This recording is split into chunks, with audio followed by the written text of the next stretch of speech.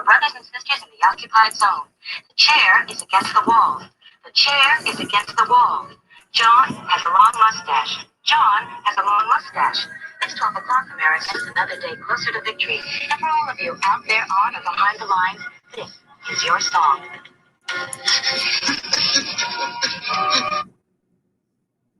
And welcome everybody to our daily gun show. Come to you live every weeknight at midnight Eastern and talk about guns for an hour. So again, missed a couple of nights there, and we're back on track. Got a couple of people joining in right at the start of the day. There's 12s out there. DTP. Good evening. Let's see. So threw some links out. We'll see if anybody joins in tonight.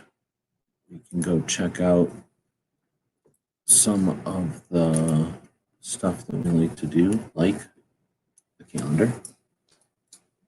All kinds of stuff happening towards the end of this month, every single day. So we missed yesterday Annie Oakley being 60-something years old and shooting 100 clay targets in a row at age 62. She's pretty cool. Then we got Arizona constitutional carry was signed. It went into effect in July 30th. So we'll talk about it again in July, but it's 10 years now.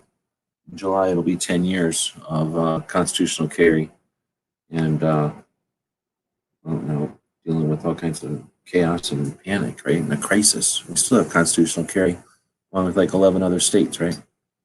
And then we got Kansas Second Amendment Protection Act from 2013. And they've got one county right now that's a sanctuary county. And I went through and added for every state that had, at least as far as my research so far, a date of when they got some sort of Second Amendment protection or sanctuary type status. We've added that to the calendar, so try to acknowledge that when it's available. And thanks to the Patreons for making that happen. So now that I've got a lot of that infrastructure in place like this, now it's just a matter of discovering it for the states that we're missing. So now that we've got infrastructure, it's pretty cool. All right, so it's Thursday. Tomorrow's Friday, Free Patch Friday and all that. Also going to be doing hopefully do some other interesting things. I got that printer ink. So hopefully have a couple of different copies of the Shooter's Almanac up there again.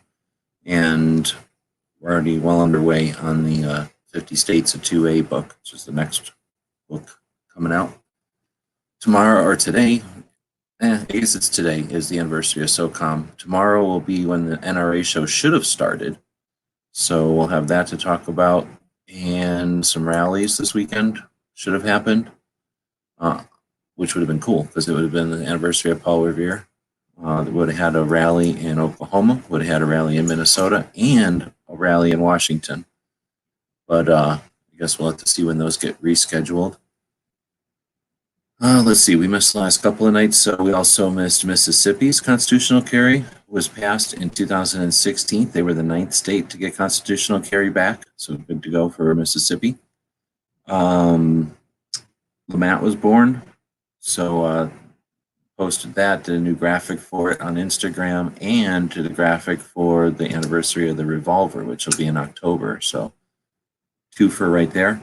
And then Montana has the anniversary of their Firearms Freedom Act, very similar to the Kansas thing, except for property more than freedom, I guess. So even though that's, I guess, been considered moot, it's still cool that they shoved it out there 11 years ago. All right, so that's gun calendars. If you know anything else that we're missing out there, let us know.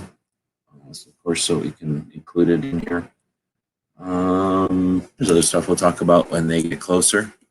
So it's also, I'm doing something for Patreons over on the streamer. So over on the gun streamer, we have a video up there, which is trending right now. So we're doing pretty good. Getting a bunch of people to view it, which is good. Getting some thumbs, which is unusual. We don't usually get thumbs on streamer.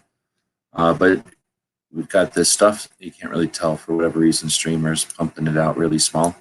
But I had 10 different items there. So the way I'm looking at it, it's about $70 worth of shipping. And that's just stuff I've accumulated over the years that was, I guess I could sell it on eBay. It's not really worth all that much money on eBay. by the time you ship and everything. But I'm happy to send it out to Patreon. So I'm asking Patreons to pick something out of there, and then on Friday, if there's more than one person that picks something, we'll do a random thing to send it out. But all this stuff will go out Saturday to Patreons, and I think I'm gonna start doing that on a weekly. So stay tuned for more of that. I'm about to dig into I'm into my flashlights right now. I can't imagine there's gonna be anything too cool. There might be some interesting retro stuff, and then it is full size for you. See, it's not full size for me. But yeah, I don't know if that's a time thing or if it's probably something about the import process. Yeah. Maybe if I set it to a different thing, maybe that's what it is. I don't know how to change it over here. But I'm digging into the flashlights now. Once I've sorted that out, I'm digging into knives. So we'll see what all we can give away to some patrons with that.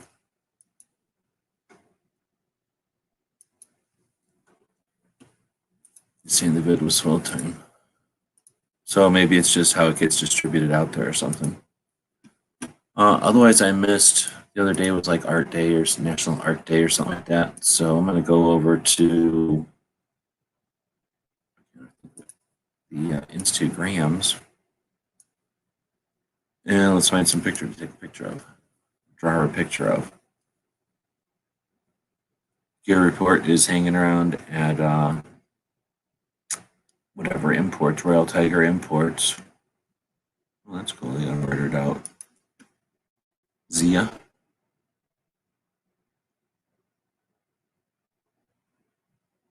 Let's see. Oh, okay. I guess they've got one of their builds. That would be an interesting drawing.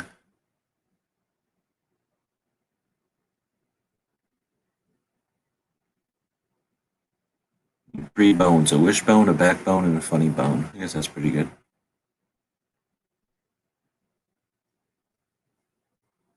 Of course, now that I'm looking for a picture, won't find any. It'll be the night of a whole bunch of pictures of people's faces and shit. I think I seen one gun. What was that? It was an AK. Yeah. Although in range is pretty cool. Could do that one. So let's put that one on a maybe. How do I open this? I guess I'd have to do it like that. And then do it like that. And do it like that. So that'll be a maybe.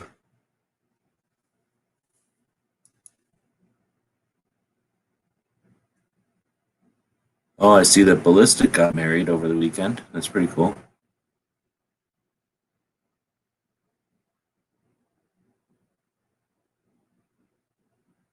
Yankees things there. Satellite dishes. Oh man, there's not going to be any pictures of guns. I subscribed to too many lame accounts, I guess. Oh, I guess that reminded me there that Live something guy is the 2A social, let's see, what is it called? The online social media rally? Is that what they call it?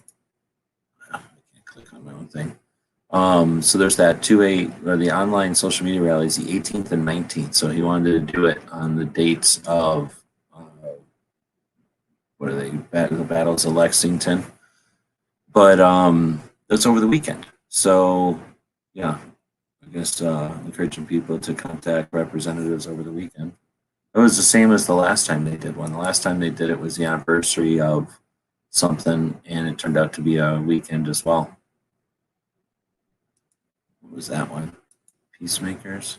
I don't know. I'm doing AK. I was kind of wanting to do a revolver, but I haven't even seen a revolver picture. Am I crazy? Might be going a little bit too fast for you to see if there's any kind of lag out there, but I've seen all these pictures, so I'm just waiting for a revolver picture to wing by so you can take a look at it. Is this how you get a seizure? Oh, this is a good time to suggest that you buy things at gearwebsites.com. Buy things at gearwebsites.com. Ding, ding, ding, ding, ding. Buy things at gearwebsites.com. Oh, look, see how I stopped it right there? That's subliminal. That's why I don't like it when people take pictures of me. This here is pretty funny. Those chihuahuas were actually chickens back in the olden days. That's where chihuahuas come from. They would eat them. All right, gotta go back to weighing. Sorry. Oh, wait, what was that? No. What is it? If probably what happens is if I liked it, then it's probably not going to show up, right? Because I liked it. So I'm just going to dig into his. I did ask him if it was cool to take picture or draw one of his pictures, and he said it was fine. So actually, I think that one is pretty cool. This one here is pretty good, but he's got a lot of them. So we'll see if we can't find. This one's kind of nice. I don't think I want to do an upside down one. He didn't. Oh no, see, I mixed him up. I got a couple of Revolver people I watch, and he doesn't do anything with the cut trigger guards. One of the other people I follow does a lot of stuff with cut trigger guards.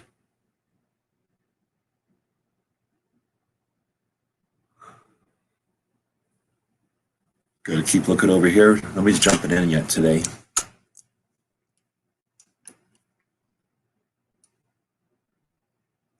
This one's kind of good though. I like smooth cylinders, but it's a Ruger. Ugh. It's pretty much the only way you're gonna get a cut or smooth cylinder though. Most rallies are on the weekend. That's true, but the social media rally is supposed to be all about writing letters, and I just don't know how effective it's going to be writing letters on a weekend. I kind of like this one, but it's a Ruger again. But what are you going to do? So I think we'll go with like something like this, right? If I open link in new tab, yeah, that'll work. So we'll go with that one. This one ain't bad. Open link in new tab. Yep, we'll go with that one. This front one. And I think I'll give 5.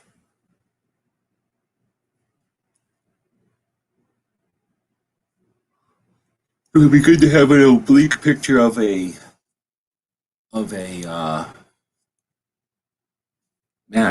Makarov, but I think I would like this angle. Where do you go? This angle of a LCR.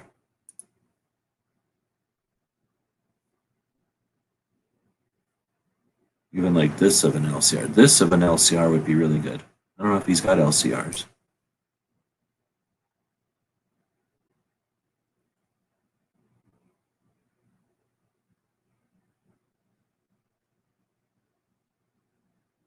And he might not even have an LCR. So I guess I'll go with this little guy as the next one. So it's 1, 2, 3, 4, or 5. 1, 2, 3, 4, or 5. And we'll just do it. It looks like there's only 5 people watching. So whenever we see 3 votes for the same thing, I don't see any LCR pictures though. So whenever there's 3 votes for the same one, we'll go with that one. 1, 2, 3, 4, or 5. 5 or 4 or 3 or 2 or 1. So that would be number 1, a vote for number 1. This would be a vote for number 2. This would be a vote for number 3. This would be a vote for number 4. This would be a vote for number 5. And this would be a vote for number 4. This would be a vote for number 2, 1, and 3, and 4, and 5. Oh, snap. That's a whole bunch of 1s right in a row. So this one. All right, so I'll just grab this screen capture, print screen, tap it over here with a paste, and move it over here. Zoom out a little bit, I guess. Crop it.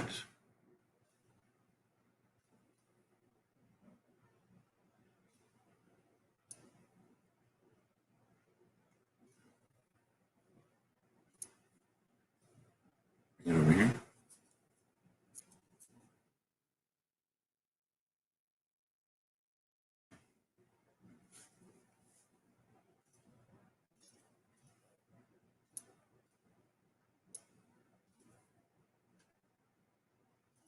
Use that one. Drop drop it down to here. What is that? Do we know? Does anybody know? Is it possible to know what that is? Let's see.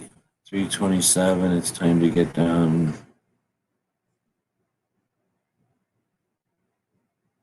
So this is a Smith & Wesson 327.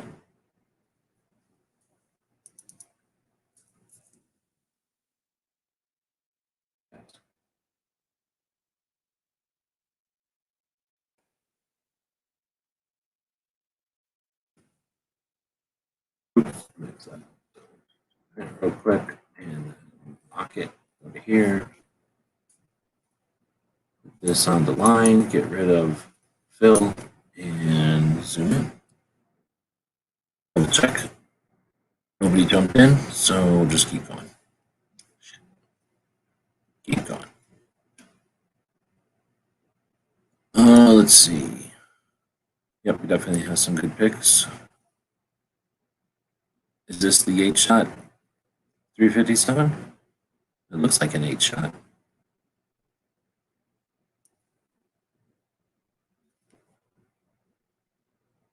Let's see. Okay. So that's that one. Is it 8-shot 357? All right. Well, that's good. I thought it was a 30, I thought it was 44 at first.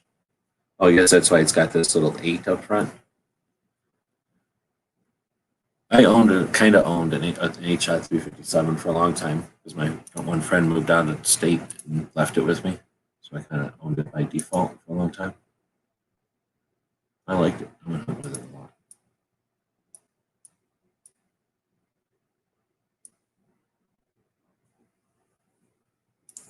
So I wish somebody would have jumped in here. It is definitely boring just having to sit here and talk. So you're going to have to sit here in silence. I was listening to a playback the other day and it sounded like shit when I had the music playing in the background. So I don't need to do that, I guess. But makes it super boring for me sitting here just drawing quietly. And then especially knowing there's a bunch of people looking at me. It's weird. So bring up a subject or something, because otherwise this just turns into boring waiting for me to fast forward it when I do it later.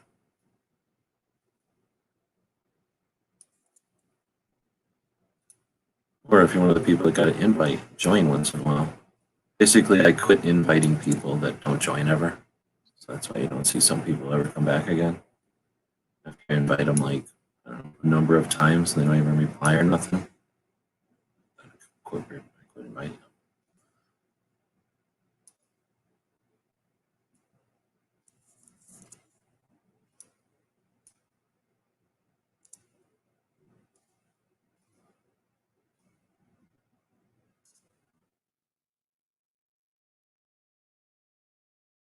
If I like this thing better with a smooth cylinder or not, it'd probably weigh too much. Well, I guess it doesn't weigh that much less.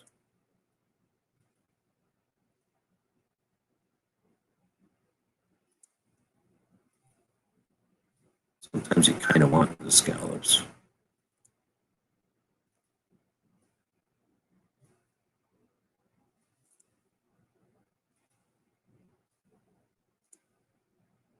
What's sad is it only takes, what, 20 minutes, half an hour to design a gun like this? So you would think that Smith & Wesson could come out with so many new guns each year.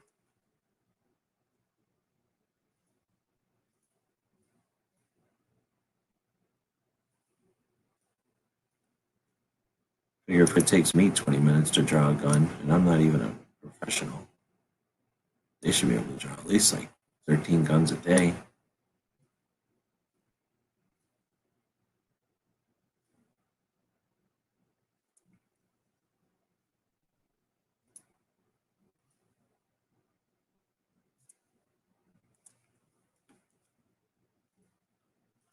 Oh, gotta come up with a bunch of old jokes.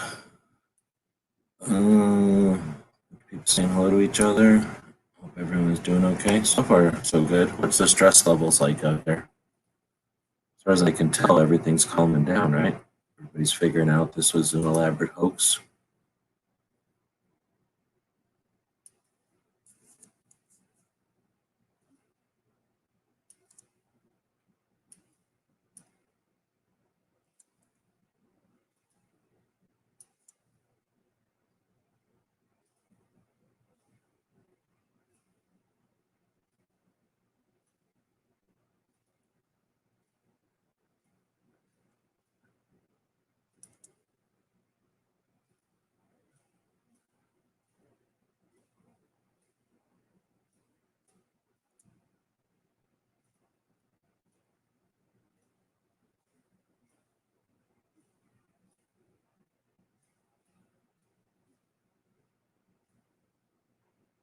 Yeah, I don't know if that's going to work like that. I can go there and mess with it.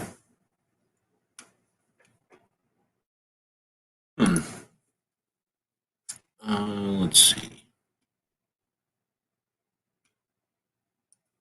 I think the next revolver I'm going to buy is going to be a Smith & Wesson 6.4 inch with stainless steel. I don't like the 44s that are in, 357s that are 44 frames. 44s and 44 frames are okay.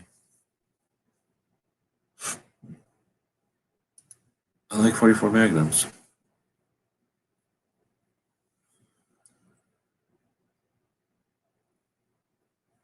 Right on. Thanks for joining. The TP is still worth its weight in gold. Down here, or at least in the store I go to all the time, there's been plenty of that. We keep pushing our return to work date back, really. I don't know. You guys want to hear HBS talk about Bitcoins and paranoias? Work is making me come back Tuesday because they decided they're essential after losing too much money. I guess that's interesting. So I heard something here in Arizona. I don't know if it made national news, but a guy in Wiki up one of the W towns, I think, was doing something that was deemed not essential. So then he just bought new product and started selling stuff that was essential. And then they shut him down because you're not allowed to change. I guess it's a concept, right? You're not allowed to change your role or something in the mid process or something. I guess I didn't hear all that nuance to it, but that would be frustrating if you're like, okay, you're only allowing essential businesses, so I'll cater to that and I'll be essential. And then they're like, no. Well, then it's like, well, dang it. Like, how do you succeed then? How do you actually do business? So I guess I can understand how businesses would want to, I guess, what's the word, like, would appreciate being reclassified.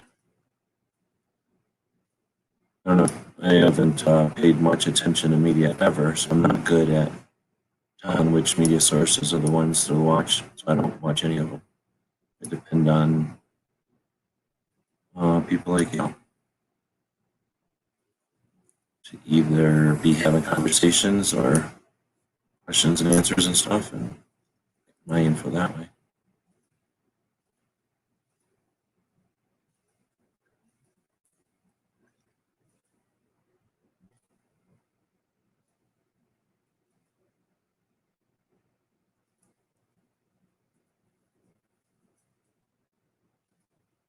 It's tough. There's so many of these like curvy lines on a revolver.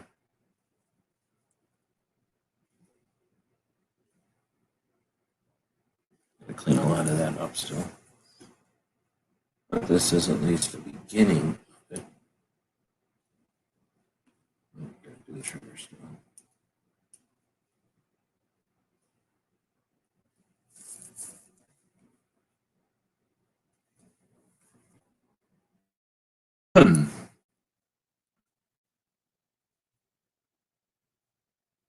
Pretty much guessed it would be like this until at least June 1st. June 1st? I don't think it'll be like this that long. Picked up meds today outside of Walmart. They have parking spots reserved. They bring it out to you. Yeah, I think that's the thing. They've been aiming, they've been working on that for a long time, or for a while. It's like been their big thing. TP Tuesday promotion? Probably could. Like I say, I need to get I have a industrial strength vacuum sealer. I just don't remember where I put it. It's underneath or behind or under something. I don't use it ever, but it can squish a thing of toilet paper pretty thin, like pretty darn thin actually. You could probably put 5 things of toilet paper into the size of a regular roll of toilet paper, like it'll squish them that thin.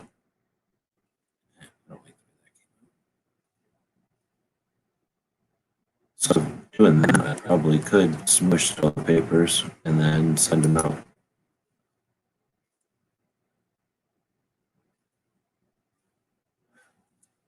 It's pretty much like a marshmallow. When you unvacuum it, it comes back out to normal.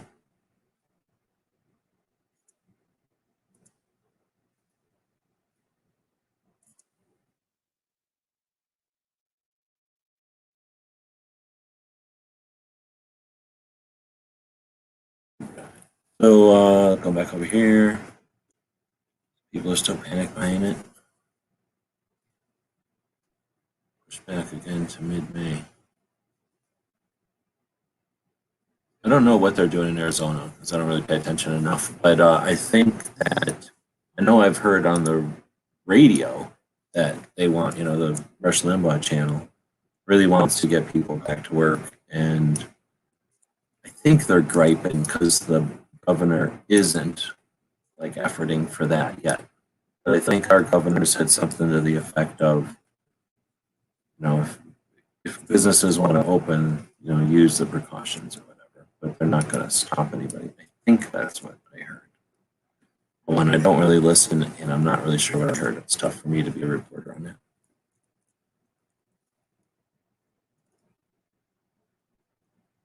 That's interesting. I never thought about it because if I do my thing at my pace or whatever, but yeah, I can't imagine what having a period of time where your schedules are all screwed up must be like for everybody.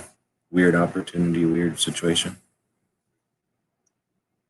McDonald's at Walmart had cluster of positive, so I didn't want to go into Walmart. Oh, that makes sense.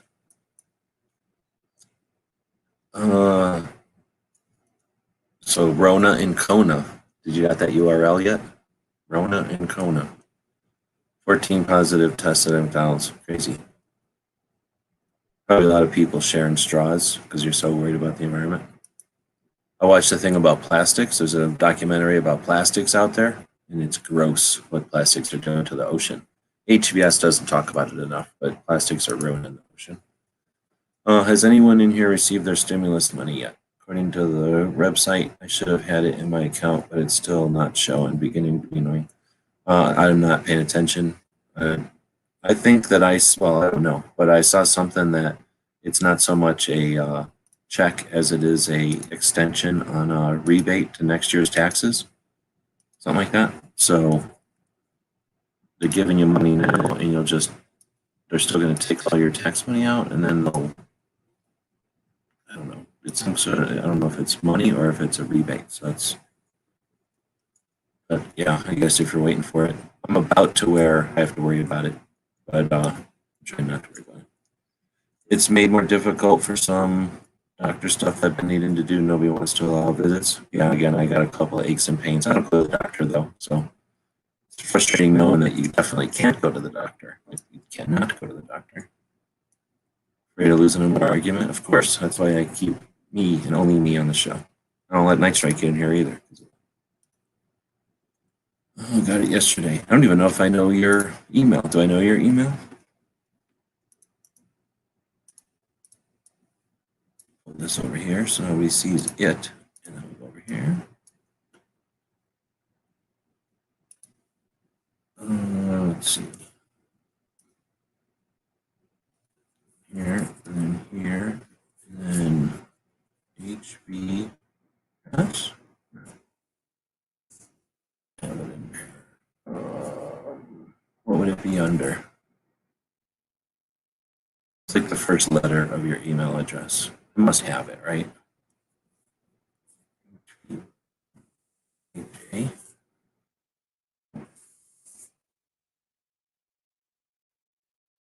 Let me go over here. First.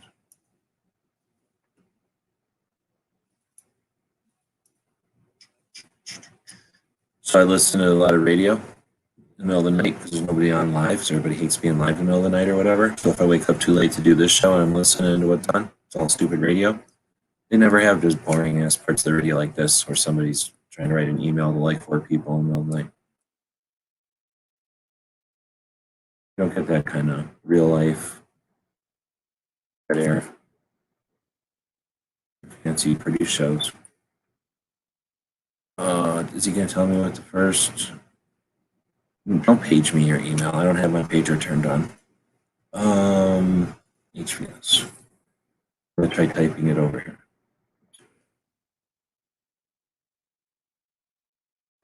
Nope, I don't have it. So, how do I not have your email, dude? Gee.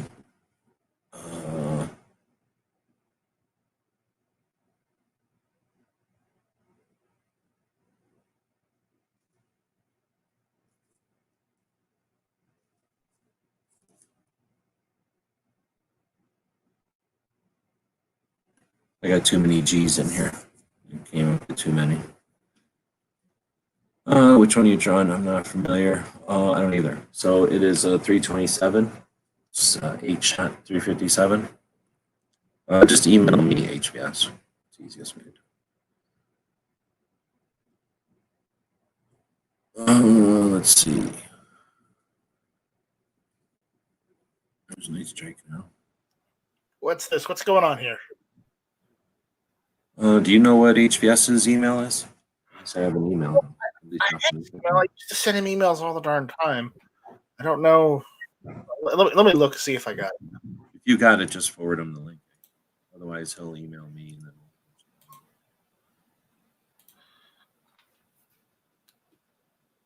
I just watched some video. Was that recent? Did you just have a bunch of people over to shoot at your place? That was a week or two ago when I mentioned that AWAG came down and we hung out. I got another one. I'm gonna make public later on today, in a couple hours or something, ish. So because they came out 2 different days, so I got some footage from both days. So they live near you or something?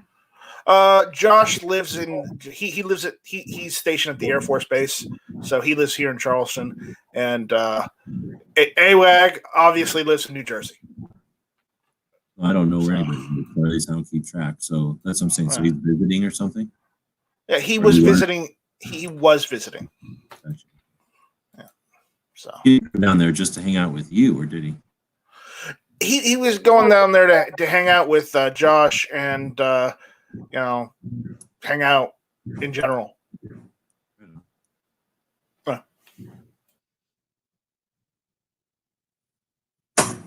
So how are things going with you?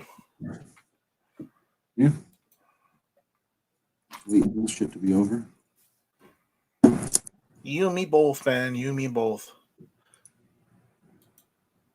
It's I don't know. You got a whole other thing because you live with your family, right? I live with family, so I'm dealing with family. But again, the work I do on the computer, and it's remote work. Usually, all the places I do remote work for are shut down right now, so I'm not doing any work. Oh, I see. Well, but the thing is, you got people around, so I'm getting to where it's getting to be annoying because I don't have people around normally, but I do stuff normally. So when you don't get to go do stuff, it's like annoying. Fucking stir crazy or whatever that is. So that's getting to be frustrating for sure.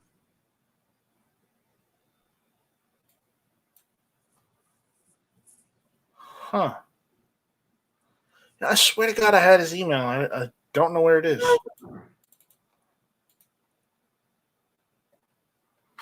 Let's see.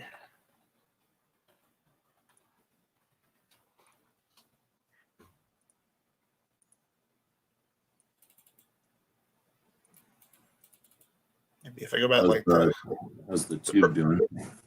Any news on the tube? It's working.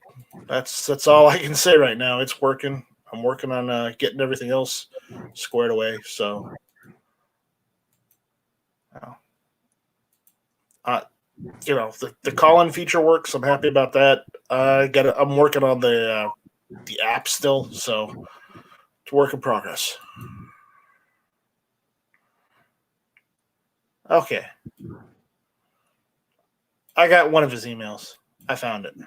Here, I'll email it to you right now. I don't want it. Just give them a link to the show. I'm over here. Oh, all right. All right, I'll just forward it to him. Should be the same email.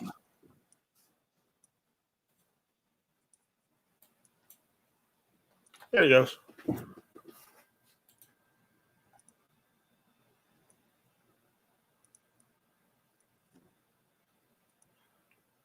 So you guys are bitching about plastic straws and paper straws. I don't know. I never used a straw. Really, I don't use straws unless I can imagine where I use straws very much. But yeah, there's some gross shit about plastics. It's pretty interesting because I start thinking know. about it. When's the last time you saw like a jar, like a glass jar, I should say, or a aluminum can?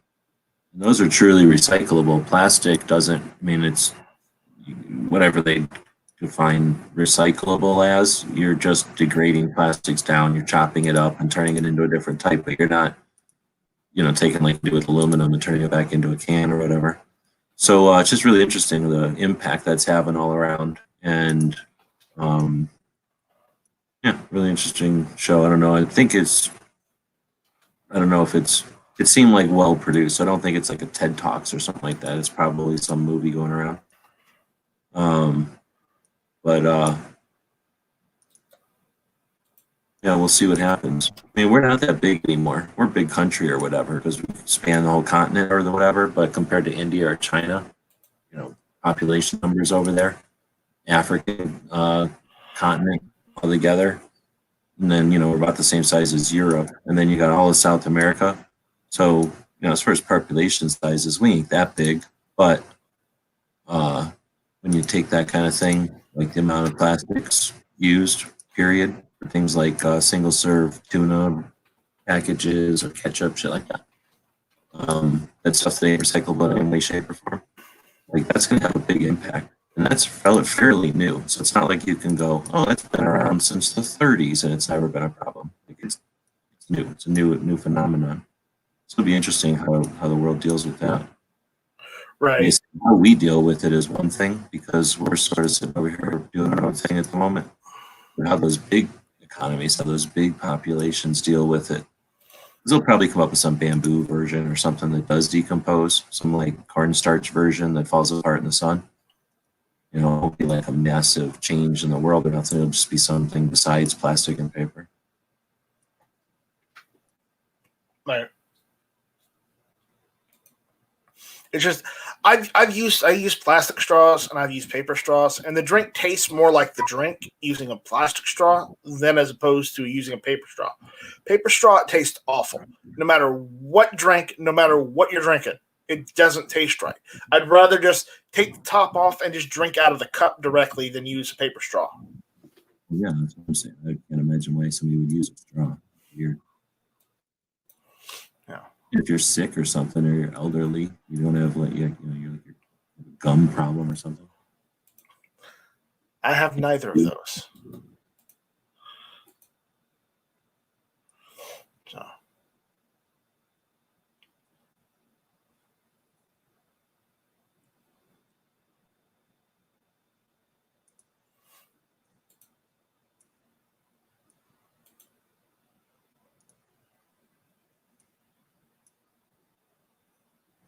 Oh, there he is. There he is. Aloha from the Big Island. It's been a while. Person I'm at the gun shop concerned about plastic ocean. I told him every time the state raises taxes, they dump straws in the ocean. Yeah, I told him if he wants to reduce the amount of plastic in the ocean, get the state to stop raising taxes. I mean, every time they raise taxes, I just dump straws into the ocean. Just pisses me off. So that's the way the state, and they keep raising taxes. So I'm running out of straws because I keep throwing them in the ocean. Right. So it's not I mean, when you look at the end result, like the litter or whatever, I mean, that's definitely a thing. But it takes effort to get that to be litter in the first place. Like it needs to be an infrastructure in place and like cultural whatever use of these things, and then enough people to not do the normal thing, throwing them away or whatever, to then it become accumulate into litter. And for that infrastructure to take place, like that's the part that. Well, I have bamboo straws myself. Well, that's good. But the way I'm talking about it is the part that I never really thought about. And the part that's interesting about that show is that the parts that are hidden from us, the parts that are not questioned or highlighted or illuminated, are intentional. So it's interesting when you look at who's responsible for the major pushes towards like recycling or don't waste or don't litter or these kind of campaigns. It's all in that documentary, and it's all, I'd say, illuminating to go, oh, okay, that makes sense. So instead of thinking about the actual issue, they'll make fun of the concept of like straws in the ocean, like as if a straw in the ocean is the problem or whatever. But so anyway, I think it's I don't know. I would think being in an island, you'd experience it more. So how you've lived there for a few decades now, right? Yeah, 20 years. Have you? I mean, you go out. You don't just hang out in your house. When you go out, have you experienced a difference in the environment in the world, in the ocean? Is it different, or is that just a perceptual difference? Well, your experience depends on what part of the island you visit on, because the tides have an effect on where the plastic accumulates. If you go to South Point, Yeah. we got radioactive plastic and junk from Japan after Fukushima. I mean, basically all the crap in the ocean winds up at South Point, at the south point of the island. It's called South Point. The Big Island. Yeah. And the Big Island is sort of like the furthest east, right? Like everything else goes out to the west from you. Yeah, northwest. Yeah, it's southeast of. So that's like you're saying, like that's the part that in whatever those are called, the major ocean currents. That's the part that collects all the stuff. It hits it where the other islands are in the wake of it or whatever. Right? Yeah. So if you're on a beach somewhere where the tides aren't going to drop all the plastic, then there are pristine beaches, and it's just. But if you go to South Point, it's a mess. Well, that's all I'm getting at. Is that part's on this? That part is where you hear about it or whatever, but then when you think about it, it's like, oh shit, that is a relatively recent phenomenon. In other words, it's not like in the 30s there was shit rushing up, because the shit that would have been washed up in the 30s was made out of paper and whatever material that would disappear in the ocean. So it could have got there, but it never would have got there, right? Like it. Well, there's this place material that would have died. There's this place in the Pacific Ocean called the North Pacific Garbage Patch, and it's just. I mean, I'm sure you've heard of it. If you're familiar with the issue, it's just a huge area in the middle of the Pacific Ocean where just there's like a continent of plastic. There's 4 or 5 of those. It's wherever the oceans swirl. So it's like the currents or whatever, wherever those swirls are in the currents. So there's one in each of the major oceans, I guess. And that's where all the plastic goes up, yeah. The only one I've heard of is the one in the Pacific, but. Oh, there's 4 of them. There's one in the South Pacific. There's one in the middle of the ocean, basically. It's just that the one in the Pacific is right between Hawaii and the East Coast, so everybody can see it. And yeah, it's interesting because you hear about it and nobody ever pays any attention, just like everything. Oh, I've heard of that, right? You move on. But because you can't see it, because it's not a floating island like everybody likes to talk about it, then it can be dismissed. Like, oh, it's just not what they said, so ignore it. But I mean, shit, you know what I'm talking about. You look at the ocean, if you like look into the water, just gross. It's like, oh, yeah, all those pieces of plastic, basically, all the little thumbnail and smaller pieces of plastic that are just floating around. Be weird in a couple of years.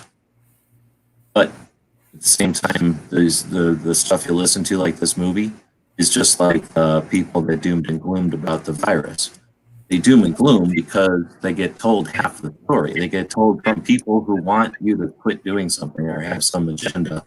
You get told half the story, and you figure, okay, well, we're doomed. That's it. I've been told. Well, it's like Ron Emanuel said, never let a crisis go to waste. They're just going to use it.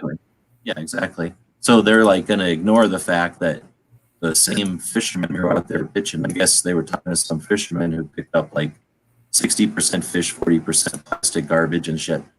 And it's like, okay, but at the same time, you could just send a fleet of fishermen out there for a while collecting garbage. It is possible. So it ain't easy, and nobody's doing it. Doesn't mean you can't clean it up.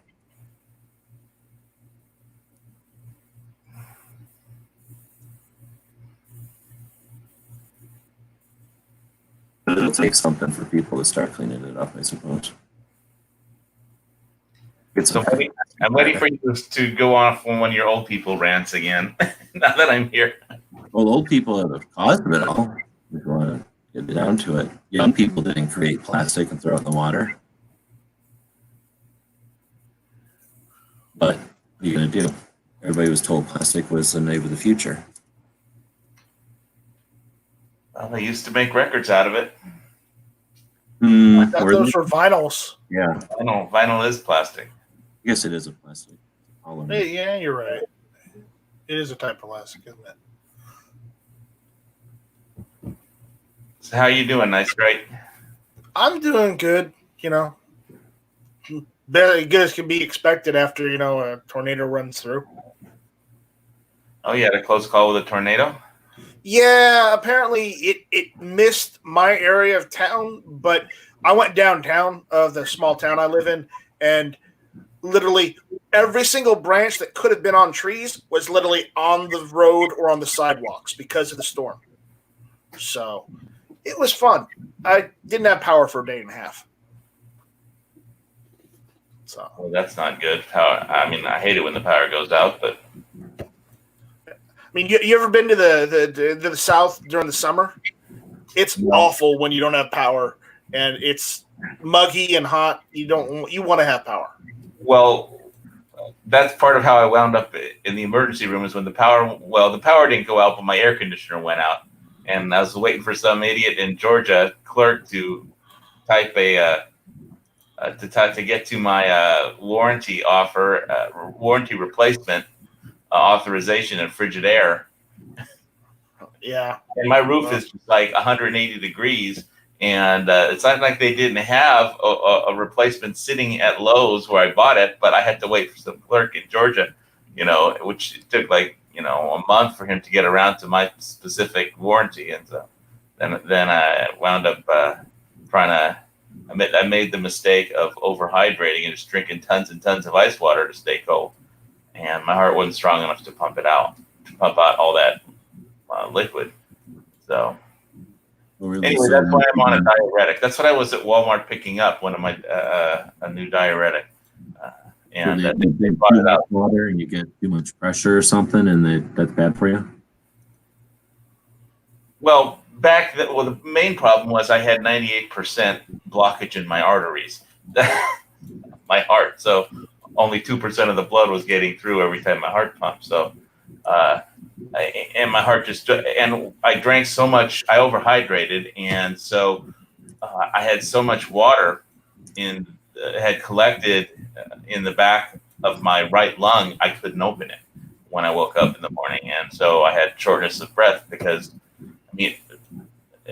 anyway, I don't want to do my entire personal medical. I could talk about that. I just had never heard of that situation before. That's interesting.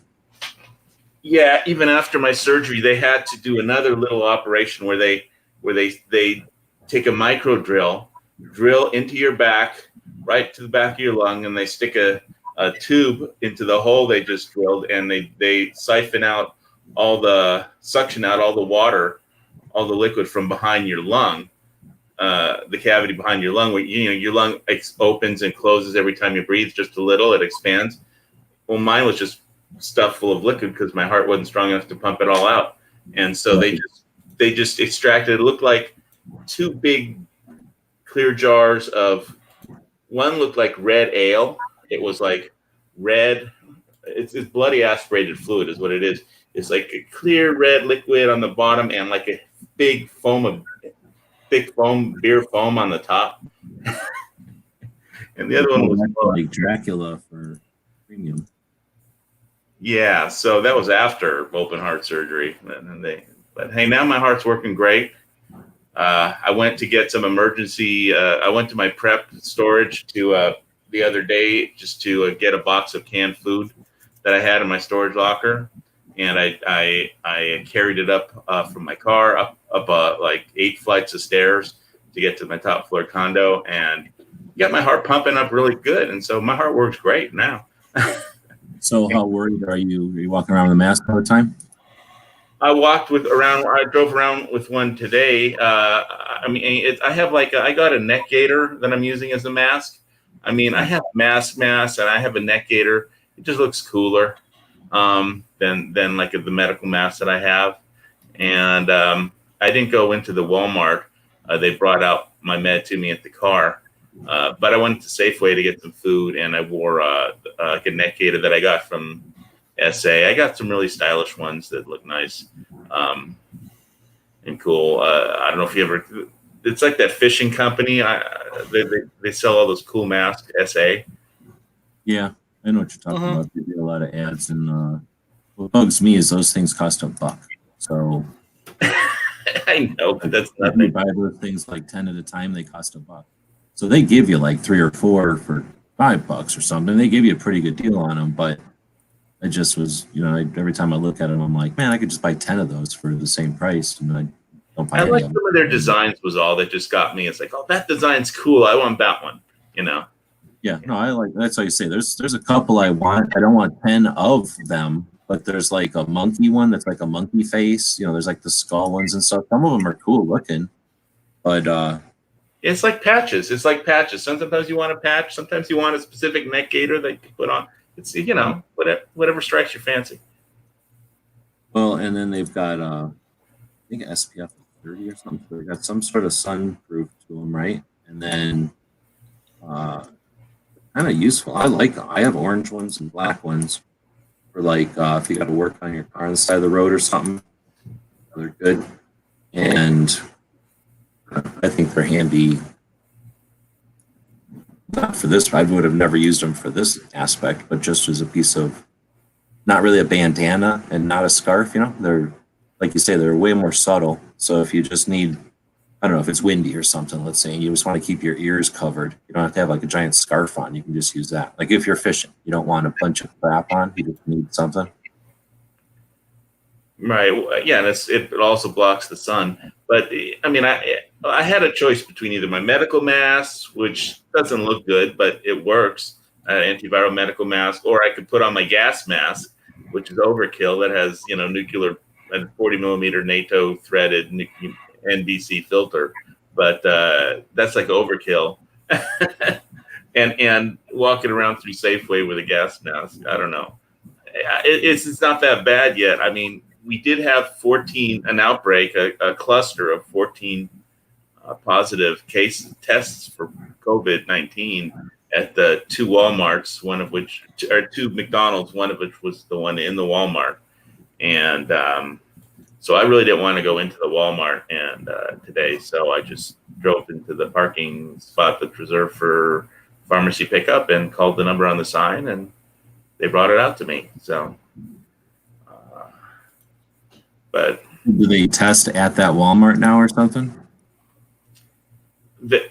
I don't know if they tested everybody at the Walmart. They tested everybody that worked at McDonald's, and it was like 14 people tested positive. I think two were customers. The other 12 were all employees. So it was mostly employees. Well, because all right. Well, so I don't really want to talk about that all night. Anything else going on? All kinds of stuff.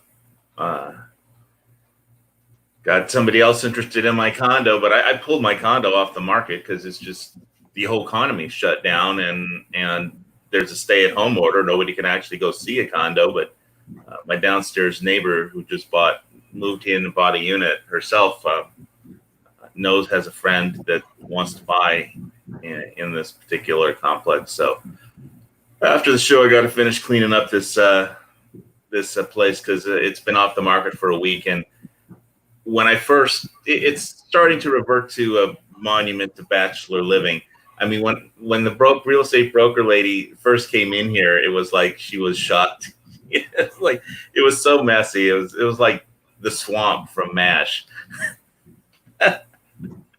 And so it took a week to clean it up and get it ready to sell. And I kept it like perfect for 3 months that before we pulled it off the market because it had nobody, because after the shutdown order, there's no more open houses. I mean, and the way the brokers do tours, it's like if somebody wants to buy a condo, they'll take them and run them through like 12 condos in an hour and just look at them.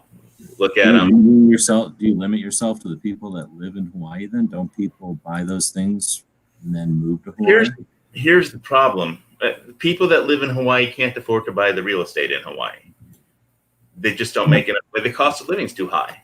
That's what I mean. So you would think that by having it on the market, somebody in like Oregon who's getting ready to retire and who says, that's it, life's too short, I'm moving to Hawaii, and having your place on the market would be perfect for that opportunity. Yeah, that's where the next person is. Well, they don't always just have to move here permanently. It's just like they want a second house. They live in that, like a vacation. Yeah. So, we'll see what happens. I've been trying to get up into. See, I wish this whole thing had happened when I was going to move up to Volcano, up to 3,500 feet, where it's nice and cool and crisp air. And I mean, when it's like 90 degrees in Kona, it's like 50 degrees up in Volcano. So I don't need to pay for an air conditioner if I live up in Volcano. I just need to have to cut down wood for the wood stove at night. Is it far enough up that you got winter then? Well, I mean, winter is like 2 degrees colder than summer. This is too close to the equator. Yeah, but what are you talking about? You got a mountain in Hawaii that there's snow on top of year round. Sure. In the summer, there's snow on top of it too. I thought there was a year round snow on that mountain. Yeah, Mauna Loa. Is that on your island? Yeah. Well, that's what I'm saying. So you're not so high up that mountain that you're like in winter or nothing. Well, yeah, it all depends on your elevation. I mean, you're talking at how high is Mauna Loa? 20,000 feet above sea level. I mean, it's the largest mountain in the world because it starts down at the ocean floor. I'm not sure about that, but that's what I'm saying. So you're not talking about going so high up in elevation that you're cold all year. You're just talking about being cooler. Yeah, cooler than Kona. I mean, How high up can you live? How high up are private homes in Hawaii? Can you live all the way at the top of that mountain? On the top of Mauna Loa? No, I don't think so. I mean, it's all state park or something. Yeah, I'm sure it's state-owned land up there, or the Office of Hawaiian Affairs or something, but or the University of Hawaii. All the problem with the telescope protesters and shit, but. Because over here in Arizona, we've got a mountain that has all the telescopes on it, but there's like a town up there that probably was there before the telescopes, and they just live up there. They live there. Well, nobody lived up on the top of on Mauna Kea where the telescopes are, but there wouldn't even be a road up there so people could protest if there wasn't for the telescopes. But they go up there to protest because there's just Hawaiian sovereignty activists, and it's just really dumb. But well, what happens in space belongs in space. It's none of anybody's business. They shouldn't be trying.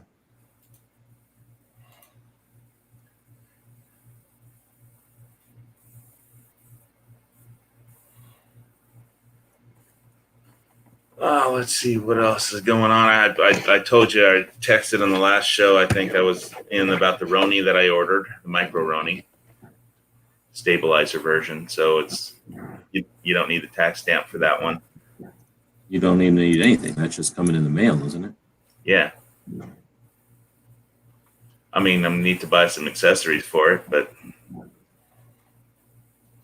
there's no rush.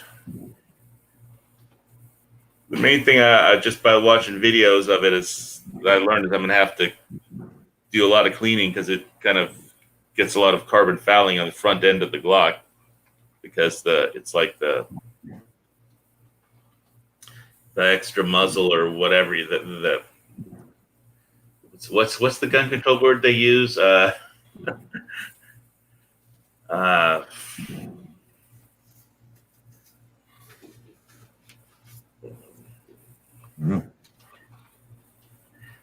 Well, anyway, basically the front end is like encased, so of the pistol is encased, so all the carbon that gets shot out of the gun just gets held right all around it. It doesn't just expel like it normally would if it wasn't being held by the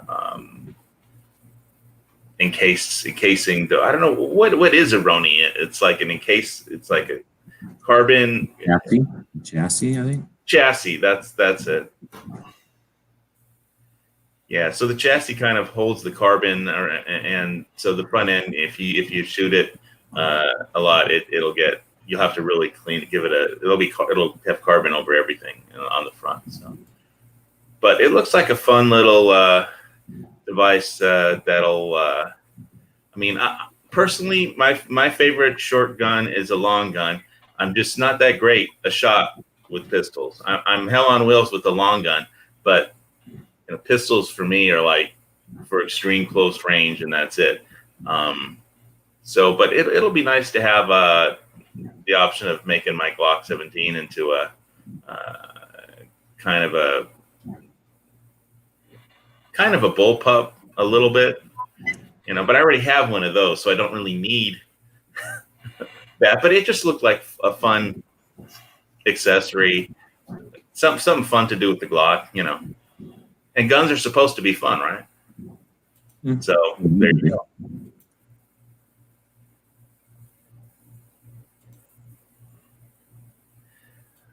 When I was at the gun shop, there was definitely a run on ammo. The shelves starting to look like they were getting bare.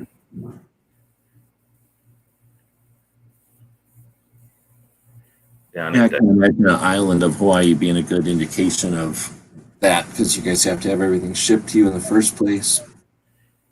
I don't know how long it takes. It can't take that long, probably, but it's just if there's scarcity anywhere, you guys are probably last on the list. Garrett is asking if I got the order. Hopefully you got the book already, because I thought you ordered that like last week. So hopefully you got that already. But yep, definitely got that order. It went out. Thanks for that. I'm way back here.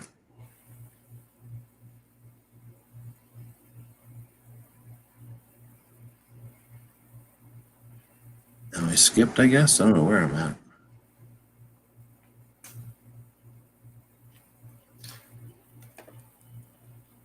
Yeah, I've been looking at the StreamYard page and I haven't been following the text chat myself. I'll go look. Let's see.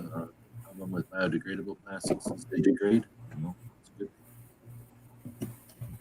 Another problem with paper straws is unless you drink whatever you drink it fast. Yeah, for sure. But that's why I said you'd rather just drink it out of the cup than the paper straw. Yeah, but again, it's convenient to have heroin mainlined India. Is it good for you? No. So just because something tastes better is good doesn't make any effect on how much of a horrible thing it is to produce. Well, plastic can have its uses. I mean, they banned plastic bags in Hawaii, and then as soon as this problem came up, they realized they needed to unban plastic bags. Yeah, because obviously things can be done in times of plenty and excess, and then different things are done in times of panic and strife. So that's not unusual in any way, shape, or form. We use aluminum anytime we want, and then during a war, we don't use aluminum. Amazing. We use brass and copper and lead anytime we want. Well, it's like they wanted us, but then we don't use it, so it's just normal. It's like they wanted us to bring linen bags that were reusable. And now they don't want linen bags because they can carry viruses. So they want just plastic bags instead. But they ban plastic bags, and everybody has linen bags. That's the way things are. It's normal change. So sometimes you want a coat on, and sometimes you don't want a coat on. That's not critical or changing anything. That's just a change in a change in the environment, a change in circumstances. Well, it's when the government makes these decisions for us. That's the problem, and how they make the decisions. I don't know of any government, except for California. I don't know of any government that said anything about straws. When company policies and stuff change based on knowledge and awareness, and that's That's the feudal rage. But again, there's no way to stop it. You can't make somebody care about consequences or costs. So yeah, everyone's self-interest will either happen. Like if you don't give a shit about the ocean, what do you care what happens to the ocean? Until something affects you because of the ocean got screwed up. So that's what we'll either wait for, or somebody will come up with a better way to explain it to people. But it's just not in my backyard, and not being oblivious to the real cost, the true cost of everything. Like I think the way they try to explain it in that plastic show I watched, when you buy a thing of ketchup, little single serve thing of ketchup, you're buying the ketchup, not the plastic thing. You don't keep that plastic thing. Well, the thing about Heinz ketchup that was unique when they invented it was that you could actually see what was in the bottle. And that was new when they first did that. They had a see-through bottle. They didn't used to have that. And it was glass originally. A lot of times you had an opaque bottle or like a non-see-through type of container, because that, until you had chemicals to preserve, you didn't want light to get in and harm things. So you wanted things to be in a cool, dark place to keep out light from growing bacteria and shit. So as soon as you come around with like chemicals that, or whatever, that kills stuff, then you can make things clear. Is that a benefit to society? I don't know. It changed things for sure. And you can't tell you that by changing that small thing that's you're going to force anybody to or not to do that. I'm not saying that, but yeah, that's why they think they went from opaque bottle to clear, or one of the reasons they did that. It was strictly marketing. There's a whole thing where that guy who's busy, he's who's the famous psychiatrist or whatever. His nephew is the guy who was hired to come over here and create branding and marketing and shit, right? So we just ordered something from the store. Yeah, I heard the cha-ching. Yep. And I figured out what I did wrong on those magnets, Chris, so thank you for that. Appreciate it. Well, ketchup was originally invented to because the meat wasn't always good, so it was invented to like make bad meat eatable. Have you seen this show on YouTube called Townsend or something, and they make food from the 17 and 1800s? You ever seen this channel? It's a pretty big channel. It's 1 million subs, I think. It's some guy from like a colonial Williamsburg or something like that, and he makes all kinds of food from back in the olden days, and it's mostly gross English food and stuff. And originally ketchup was made out of mushrooms and stuff. And I mean, it was made because food was gross, but food always gross if you don't put stuff on it. I mean, there's hardly any food. Most food either has a massive, awesome, good taste and you don't put sauce on it, or it's bland as shit and you put sauce on it, right? So isn't ketchup a form of seasoning, and that's why seasoning was invented, so food doesn't taste bland?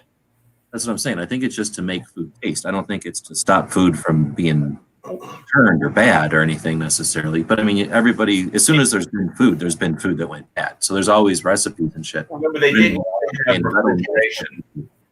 What? Ketchup was invented before they had refrigeration, so meat went bad right away. So yeah, you needed something to make like partially spoiled meat edible, and that was ketchup. And then you wanted to see what was in the bottle. What? I just don't think that's the case. It's not like people were savages and they run around eating bad meat. I think if you lived in some like cabin in the outskirts of nowhere and it was the middle of winter and you had to eat bad meat, maybe, but pretty sure humans are like been the same ever. They don't want to eat bad meat. They didn't always have refrigeration. So what? Cavemen existed? How do you think we existed up until cavemen? Everyone died and then 2 or 3 people lived until refrigeration and then there was a society? Everybody since the cavemen didn't want to eat bad meat. And there's always been refrigeration. What are you talking about? People have been chopping ice out of lakes since the kings and queens of yore. So ever since this country, don't understand food history. Refrigeration was a big invention. I mean, and in 1950, you want to talk food history? Let's go, dude. They've been pulling ice out of lakes. They used ice boxes before fridges. Civil War. Yeah. Well, not everybody had a glacier they could go to and chop ice from. I mean, in Southern they did. California, Guess what? They had. I lived in Southern California. Where would I get ice? Pull it down south. There was a shit ton of boats that would pull it down south, and then as soon as there were railroad cars, that's when the beef happened. As soon as they could refrigerate railroad cars, they could bring beef everywhere. That was in the 1800s, way before refrigeration, 1700s. Well, 1800s, I guess, with the railroads. But no, they figured out how to pull ice out of lakes and keep it in straw a long time ago. And those straws were made out of straw, not plastic. Then you were talking about ketchup, and then I was trying to explain what it was used for, because you were talking about plastic bottles, and I was saying that the Heinz was the first person to have like a see-through bottle so the customers could see what they were buying. And although it was originally glass, they switched to plastic. And now we've somehow gotten onto refrigeration. And if you want to talk about refrigeration, you should talk about Birdseye and his what he did with vegetables. He invented flash freezing, which is a different thing where you can immediately freeze things without cooking them or just blanching them, so that you can keep the vitamins and the nutrition and keep something that comes out on the other end still being fresh. That was again in the way past the Civil War, and that was in frustration with ice not being good enough. And ice wasn't good enough. Yeah, but ice was used for decades until then.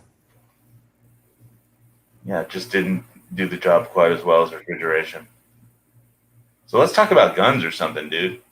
It's supposed to be the Daily Gun Show, not the Daily Plastic Show. No. It's the Daily Ice Show. Get it right. Yeah, exactly. Well, I was alive during the Ice Age, and I can tell you we would have liked refrigeration if possible.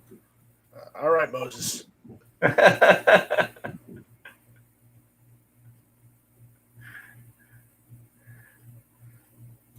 So you do realize that during the Spanish influenza of 1917, 1918, it was the young people that died, not the old people. I realized that it was the middle of the World War I, and most of the young people were involved in that and all mixed together in Europe, killing each other in mud. So, yeah. But it started in America. I don't care. There was a catalyst of a world war that brought all the fighting age men together and stuck them in mud in Europe for decades. Sure. For a long time. And then they all went home. So the similarity. The ones that were most vulnerable, it was the young people. The highest mortality rate was in between 15 and 40. Well, everybody would have all gone home and been eating dinner with their families and going to church and listening to stuff around the campfire at night. Then maybe it would have been different, is what I'm saying. When you take all the young people and cram them together on boats and shove them over to Europe where it's filthy to begin with, and then make them run around and killing each other, and then say, oh, it's only them, and as if there was no other circumstances. That's what I'm trying to suggest, is that there's context there. You can't just say that only the young people died. You create an environment where young people are going to get smushed together and have the potential to die at a much greater rate than the old people before they can even get back to their old people. Then old people aren't necessarily unsusceptible. They just weren't involved. They weren't there. People don't fight wars. They just start them. I mean, I guess you could argue that the Spanish flu did have something to do with ending World War I as well, but not so much that every country was already exhausted from fighting the war for more to do with starting World War II than it did at ending World War I. Right. I'm serious about that. On the channel, they do some interesting stuff because they'll cook in basic ways. So you can learn how to take basic food elements and turn them into, well, I don't know if it's tasty, but definitely nutritious, useful food. Yeah, I've been watching a lot of cooking channels. That's something I need to work on, is my cooking capabilities as far as learning new recipes and stuff. I have a lot of Mountain House and Augustin Farms number 10 cans in my storage locker, but I'm really saving that for shit really going bad before I break into that. So I just pulled out a box of one small box of canned food. I think it weighed like 150 pounds or something. I don't know, even though it was a small little low 16 by 12 by 12 box. Canned food is heavy, especially when you're walking upstairs with it. But So you're waiting until next month when things really get bad, We right? should take like a bunch of coconuts and palm trees and make some sort of like a hoist so that we can just wheel stuff up with pulleys. Right? Watch a lot more Gilligan's Island, and you'll learn a lot more how to live on that island better. You know, you'll learn things to do with coconuts you never thought possible. Instead of just kicking them around all the time. well, And seagulls. you know, I haven't been able to find Gilligan's Island on any of the local channels around here. They probably won't let you watch it. Get everybody all upset. Well, we have our own version with just our local politicians that are dumber than Gilligan. But Salting the beef was probably the most common. so who did you think when you were a kid? Who did you think was hotter, Ginger or Marianne? Oh, always Marianne, never Ginger. You didn't like Ginger, the redhead No. movie star girl? She's trying too hard. Something's up with that. Marianne's legit. She's real.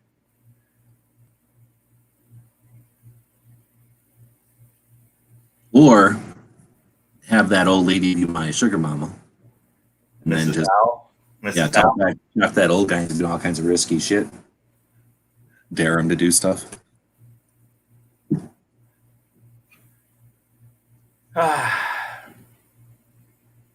All right. So nowadays they call old meat aged and charge double. Double. I've been to $1,000 dinner because of old meat. So double. Ain't even starting. Aged and old is two different things. Ice cars on trains wasn't really a thing until the late 1870s when pioneered the idea of building ice houses at water stations. Oh, Anheuser-Busch, interesting. Because I heard a thing about a guy from Armour. Is it Armour? Somebody in Missouri, I think. Might have been in Chicago. Created the ice car for cows. So that's interesting because I could totally see it being for beer. Because that makes a lot of sense too, right? So I don't know. Maybe that would be something to look into. There's probably train channels that talk about that kind of stuff. You know, train channels are massive. There's some of the biggest channels on YouTube back in the day were train channels, making serious income, really good money, just watching train. They must be angry that they can't go out and use those trains now. Oh, you know that they're out there still filming that stuff because nobody would. Most of those videos from what I remember were like they would just set up a tripod on a bend, some interesting place where the train comes around a corner, and those were rarely like in town. Those were just out in the middle. You stop on a highway and get out and wait for a train to go by type of shit. So I'll bet you those people are still making bank because all these people that like watching trains are still watching them because they're at home watching them. They can send their drones out. It'll be fine. Well, that's a good point. Yeah, I came in even for drones. I bet you they drone the shit out of trains now.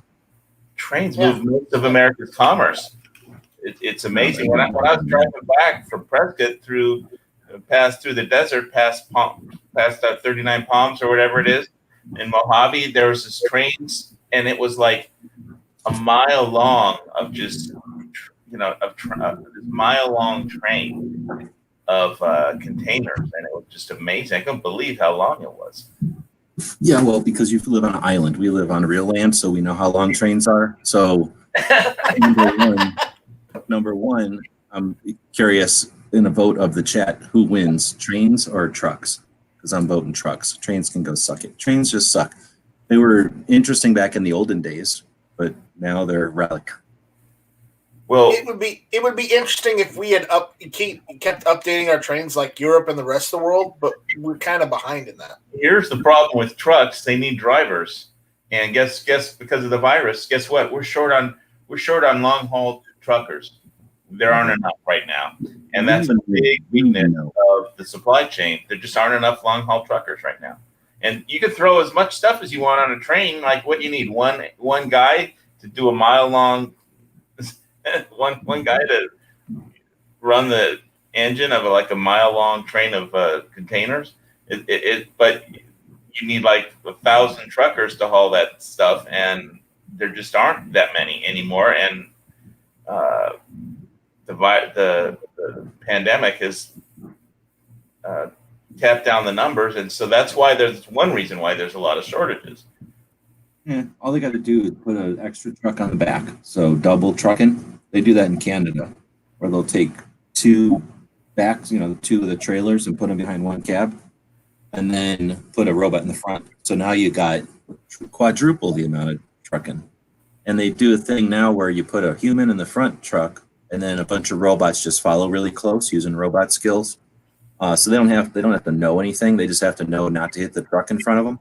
So now you got one human leading like a dozen robots. They all have double trucks, and you don't need no trains. Trains are great if you like don't care about children or critters, because you're not going to stop no train. What if a bunch of children are having like playing some kind of game on the train tracks? Train doesn't even care about stop. They don't even have brakes. That's what parents are supposed to be for. I mean, what's next? You're going to start lobbying for train control? How about parents take around all the train tracks? Now, if they would put underground conveyor belts, underground tubes with conveyor belts in them, that would get rid of the need for any kind of train. Well, we could just build trebuchets and just launch our products from one place from where they make them to the store. That's a good point. Like, I don't know if you don't probably have big enough buildings on the islands, but out here we have really big buildings for like Amazon and stuff. And yeah, they could just put a giant trampoline, big net on the top of that building to catch the stuff that's coming from the other. Wow. And you don't even have to really, it's not like Amazon you have to use drones. They use drones now. You don't need to build one that's so big it can shoot across the whole country. You just need to build it big enough to shoot like 3 states over, and then just have a bunch of these bouncy buildings, and they can just bounce, like hit it to the first one, and it bounces to the next state, and then it bounces. I saw pizza delivery robots on Fox News the other night. It's like this flying robot. Yes, they're out there now. Flying drones. Yeah. I imagine as soon as they say that you can't go outside, then you can't fly, you can't go to the airport, then they can open up the sky for drones. Mm-hmm. I've counted 400 trucks on those train cars. Holy moly.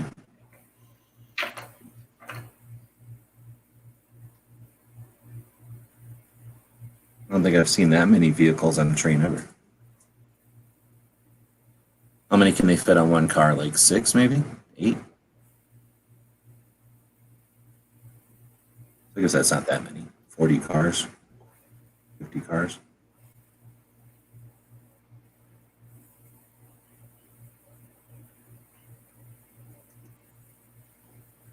Oh, someone's saying something about Skynet.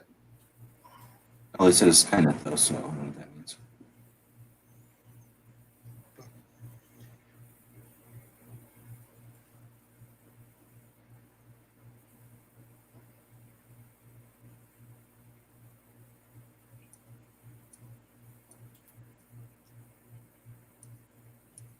So we're going to talk about Skynet, or do you have another topic? Well, I'm just letting the topics happen tonight. He's letting the topics come to him. So. If they're good.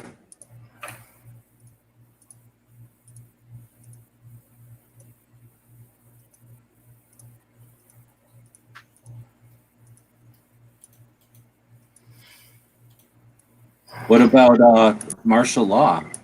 You're not even talking about the martial law that you've got in Hawaii. You're not allowed to go out after 11?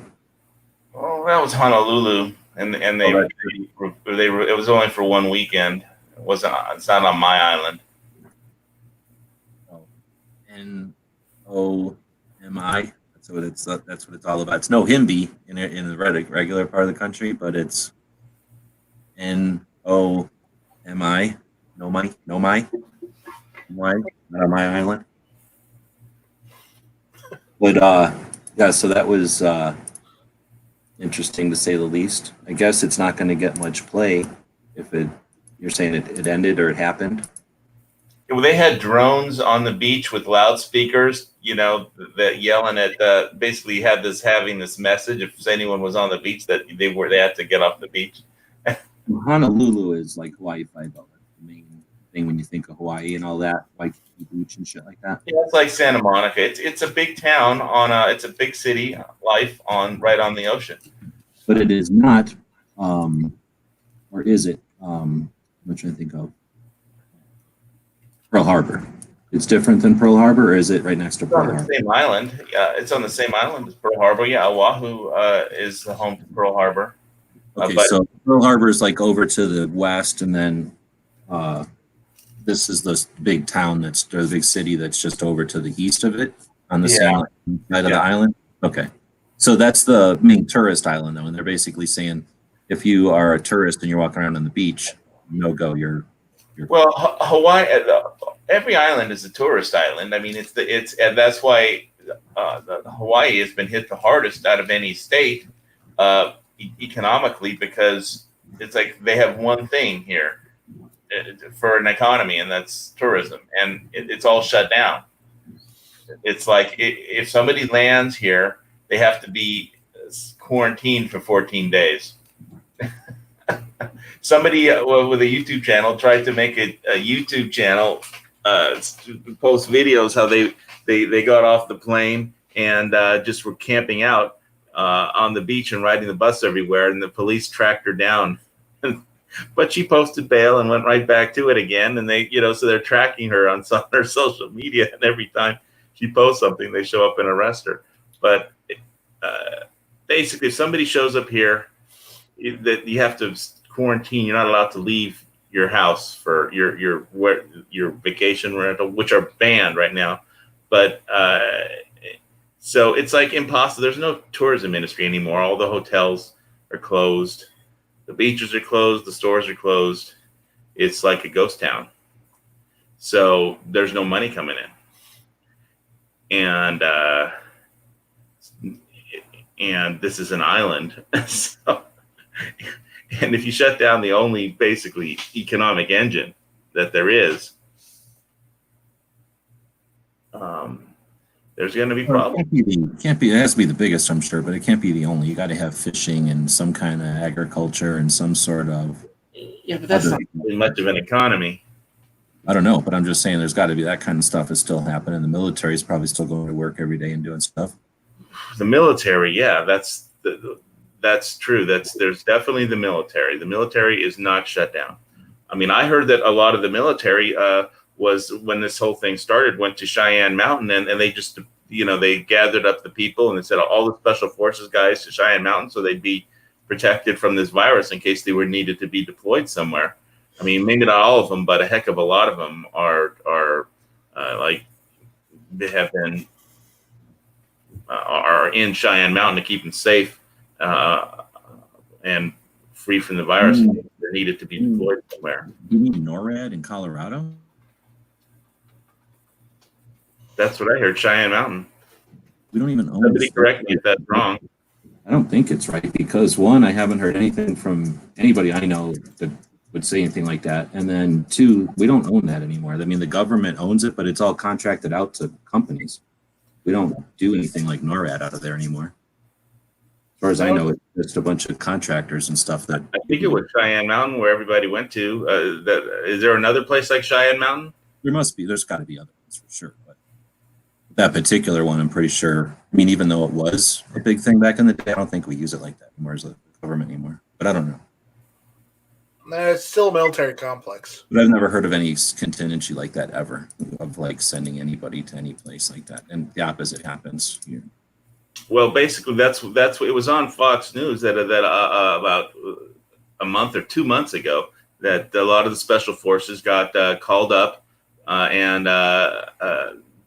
all their leaves were canceled. And they were deployed to like some military underground place like Cheyenne Mountain, and so that in case special forces needed to be deployed, they wouldn't be down with the virus. So the military, military is a big employer in the state of Hawaii, and so were the shipyards. But I think somebody at the shipyards, Nakaoi, Pearl Harbor shipyards, Nakaoi is Hawaiian for number one, but it's the Pearl Harbor shipyards. I think they had some COVID-19 positives, but on the other hand, there's nobody has a to lot of stop people. in Hawaii anymore. It's not like boats don't have enough gas to get from China to wherever they're going. So it's not like they stop there to fuel up or anything. They're only going to Hawaii if they're offloading stuff in Hawaii, probably, right? Loading up. Hawaii is the home of the Pacific Command. That's where the naval commanders are. Yeah, but I'm talking about shipping containers and stuff like that. Like they don't need to stop at Hawaii. They just stop at Hawaii if they're stopping at Hawaii. Otherwise, they just go right past it, I'm sure. I was thinking that if there was some sort of, I don't know, shuttling or something that happens, like all that stuff is probably still happening. What do you mean? I'm not even talking. So, I don't know what they're talking about out here.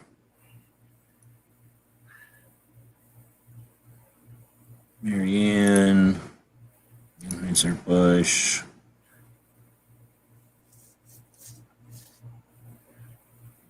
Oh, he's saying as soon as the trains went by. And I don't know what this is all about. Bullets impregnated. I don't know what that's all about. Somebody's doing sonic booms over Central Texas. That's as far as I got. That's the last one, I think. Yep. Wait, no, there's one more. Pomade. You gotta wait for it to come in. Yeah. There it is.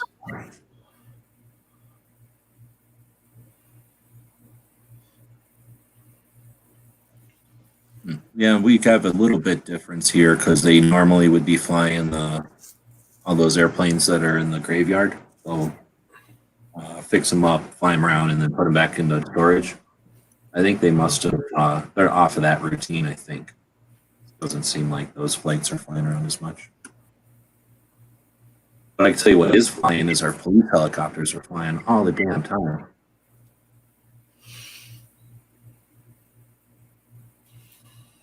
Yeah, it's been oddly quiet here.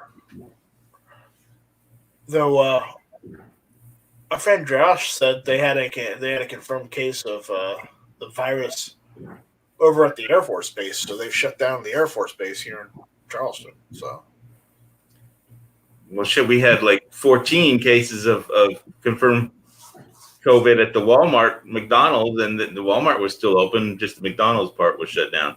I mean, I didn't go in, but yeah. So they shut down the whole Air Force Base because of one case. How many cases? Is it one case? Just one case. All right. They aren't messing around here. Yeah, the military doesn't want their people to get sick because in case they need them. Right. They kind of need them, otherwise they wouldn't be the military, right? Right. So.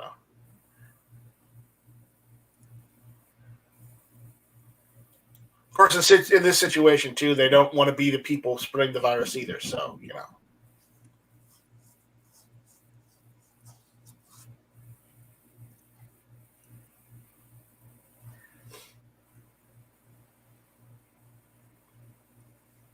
Oh, yellow.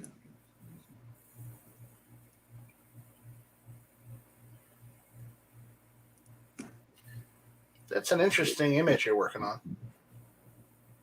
I don't know how come this one got all green looking. What is the point of you doing these images? I never quite got that from all these shows where you're doing these. Maybe you could explain it. Explain it? Is there a point to something? Gives me something to do that isn't difficult. Mind numbing.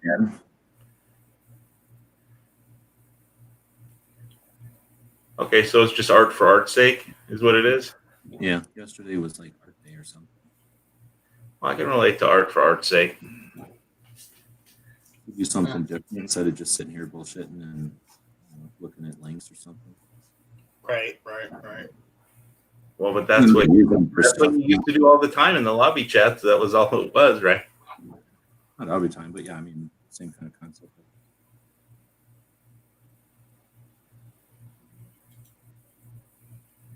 Yeah, I love wheel guns too. Yep. That's not what I carry around these days. I mean, I really like my subcompact Ruger LC9S Pro. And it's just super low profile. Nobody ever knows I'm carrying it when I'm carrying it. It doesn't print. But yeah, if I was going into a gunfight and I didn't have a choice and I needed, I'd pull out my 357 Magnum. But Someone's gonna have a bad day. yeah, that's not what I carry every day, though. Right, obviously. So what about, how do you feel, how do you feel about like this one you're drawing? It's snub nose revolvers as a defense weapon versus like a full more traditional barrel length. Well, I don't have a problem with a short barrel. I carry a short barrel. I mean, that's the. I mean, you lose some muzzle velocity with a short barrel, but I mean, I'm not really an expert on it, so I just wondered what your opinion was. Yeah, I don't think it's the disadvantages are enough to worry about the advantage of being able to conceal it easily. The advantage outweighs it or whatever. So I think one of the advantages of a snub-nosed revolver is you can clear your holster faster. well, yeah, and it's just less stuff, less thing to carry around, and there's enough power in a 357 or whatever that it doesn't matter what size barrel it is. Yeah, but with a 2 or 3 inch barrel, your range is going to be limited. So, That's why I prefer long guns. I mean, besides the fact that I'm just not as good of a shot with revolvers as I am with a long gun. I mean, I just know what I hit with a short gun and at what ranges, and so that if I ever need to defend myself with a short gun, it'll be at a very short range. Or just something to give me time to get to my long gun.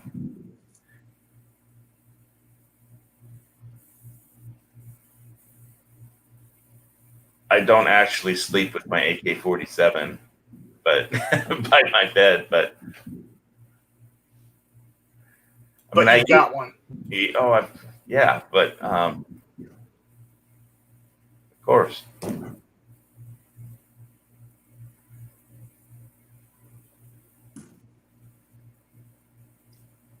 It's the most prolific it's the most prolific rifle on the planet, I believe. I love mine. Cheyenne Mountain is now as a backup station from where everything got moved to Peterson. Guns, one all day. Once they get tested out for everyone and doing by the millions, we're going to find out what reacted. I don't know why people don't already know that.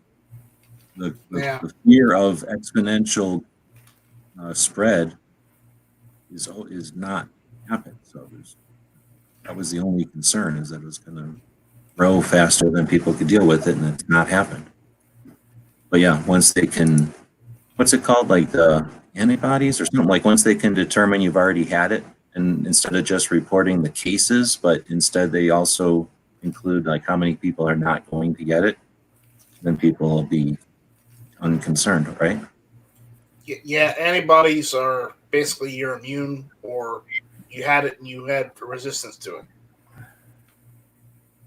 That's the test that they're working on, right, or whatever, like the test that's still being developed or something. Right, they're trying, because you need antibodies in order to come up with a vaccine. Yeah, they're just starting the antibody tests. I think they're supposed to be available in the next day or two. But the problem with the Spanish flu was that it was similar to the regular generic run-of-the-mill flu that people have had.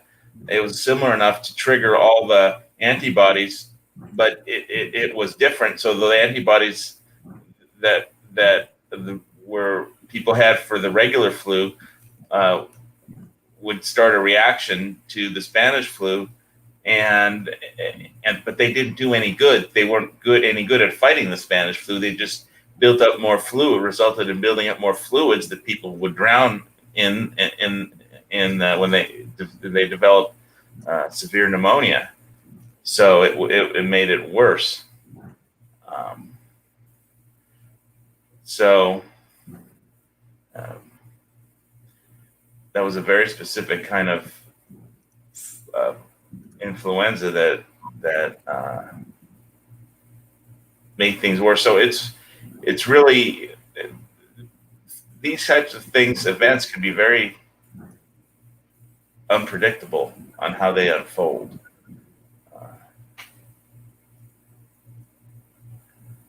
And unfortunately, I think they're going to use all that against us when they go to, what do they call it, like do the after action after they go to figure out the results or whatever.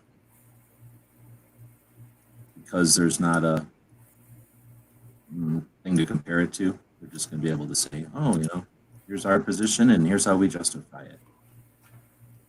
We were right.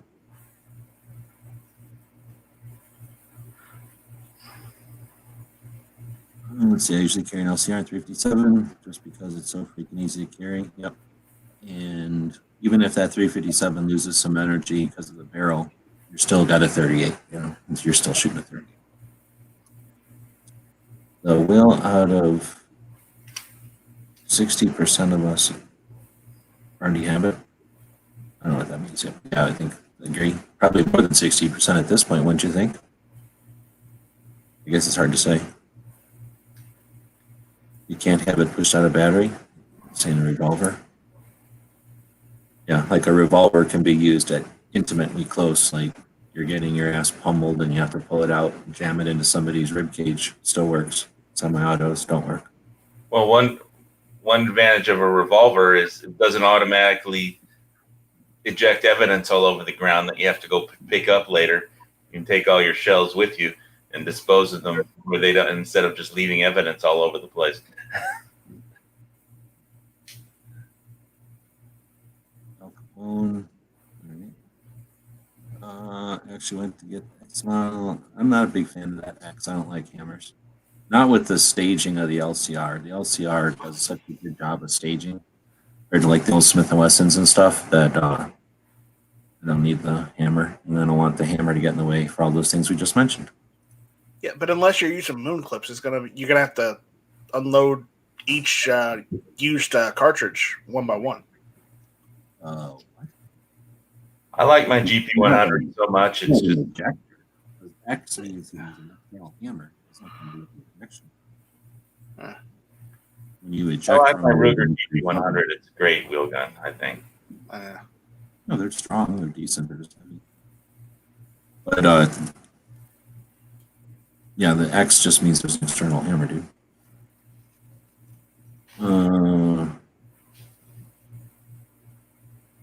Oh, you haven't found that thing to be an issue?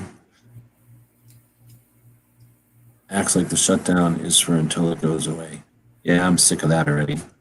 But I don't know, because you also hear that they're trying to shut it down ahead of schedule in certain areas. And that probably is a location thing. I'm hearing news from Arizona, so usually Tucson local, then sometimes Phoenix stuff. Sometimes it's like we don't hear Phoenix stuff that often. And then it'll be regional, I guess, maybe. Like, I'll hear stuff from Nevada and California, and New Mexico never does anything. Sometimes Texas, but usually like Nevada or California or Oregon or something. We'll hear that kind of stuff. And I don't know if that's because they figure we're Western region or something like that. But or maybe I just tune into the stuff from this side. That could be easily too. Maybe I just tune out the stuff that happens back east. But out here, it's tough to know. But I think I've been hearing more, at least, what do you call, like more chatter about the idea that they'll end it sooner. I know that the attitude of business owners is end this already. This was a wasted, this was understandable, like, what's the word? Like they did this to be, to make, what's the word? Like a preventative measure. But now that it's, we don't see the consequences, let us open again. Definitely see the cure is worse than the disease. I mean, it's the problem. A lot of people are going to die if the economy stays shut down. People's lives will be destroyed. I mean, businesses' lives. I mean, it's. I mean,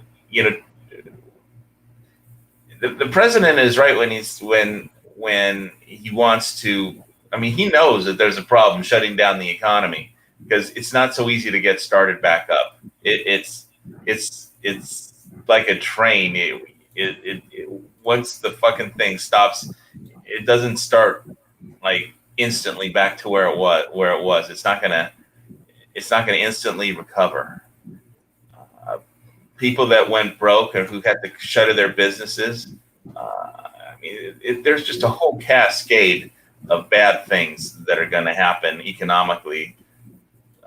That this was like a little pinprick that exposed a lot of problems with the economy, and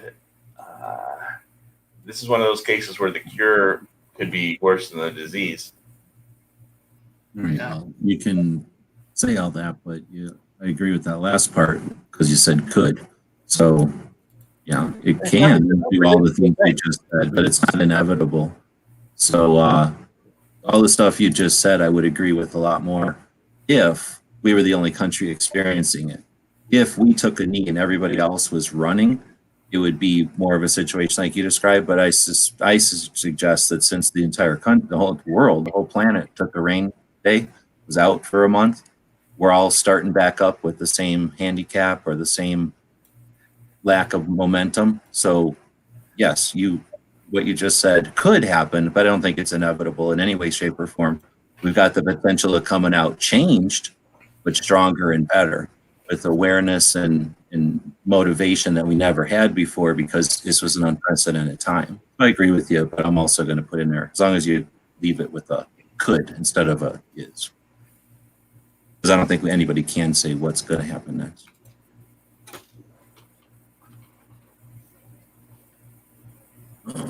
Okay, so I don't know what's going to happen with that. But hopefully we'll see it. No, I don't know. I don't want to say hopefully we'll see it end sooner or later, because I definitely want to make sure that we all get smarter out of it. But it'd be interesting to see it end already, just to have the next, right? Right. Let's see. That's what I originally wanted, but I went to look for one on my local shop for double action only before the online stuff. It's hard to say what's inevitable. Right, exactly. Especially when it's unprecedented. If this would have happened like 6 times, then we could be a little bit more certain about what might happen, right? Well, we could guess. Yeah. For speed strips is bigger than screw loaders and clips, and I agree. I use the straight rubber things because then you can peel off a couple, load just a shell or two. Problem is, if you only shoot 2 rounds and you try to remove the 2, that's not necessarily easy in any way, shape, or form. But if you got all the time in the world, it's possible for sure. But if you're emptying the whole thing, it's just as fast, if not faster, to use strips, I think, than a boom clip. Especially on a little gun. On a big gun, it's different. A big revolver, it's easier with speed loaders, probably. And like you're saying, it's easier to carry in your pocket, that's for sure.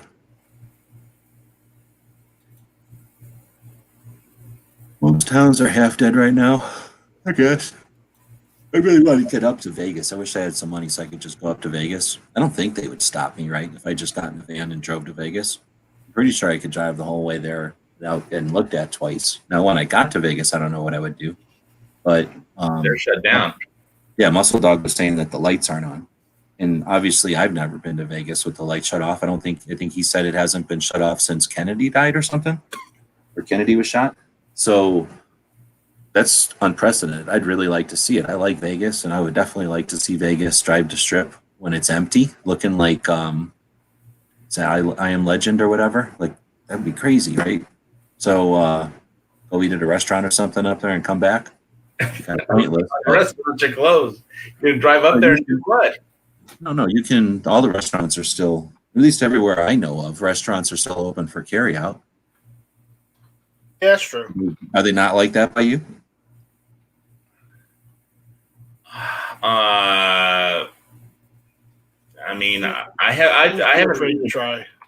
Denny's I is don't know open about, for carry out, but I I mean, don't know no. about McDonald's and shit like that. I don't pay attention, but I know that like all the restaurants that I frequent are open for carry out, and you just order like you would a carry out, and they at least the ones I go to, you go in and pick up your food. I mean, they still are open to like let you in and pick up your food and stuff, but you just can't eat there. But anyway, I'd still like to go up to Vegas just to see it. Like, say it's neat. I'd like to then go to LA because that would be awesome. I think I'd be a little more afraid of LA because I don't know LA enough and it's so big. Like Vegas, if they ran me out of there, I could get home from Vegas. I've driven back and forth to Vegas enough times that I'm not too worried about that. I've only been to LA a couple of times though, and it's big. So, but I would like to go check out some of the places in LA just to see what it's like because it's LA. It's not shut down. It's just later than it would normally. Right? Well, No, I'll wait, be happy when the restaurants are back open because I'm tired of cooking all my own food. To be honest with you. Tell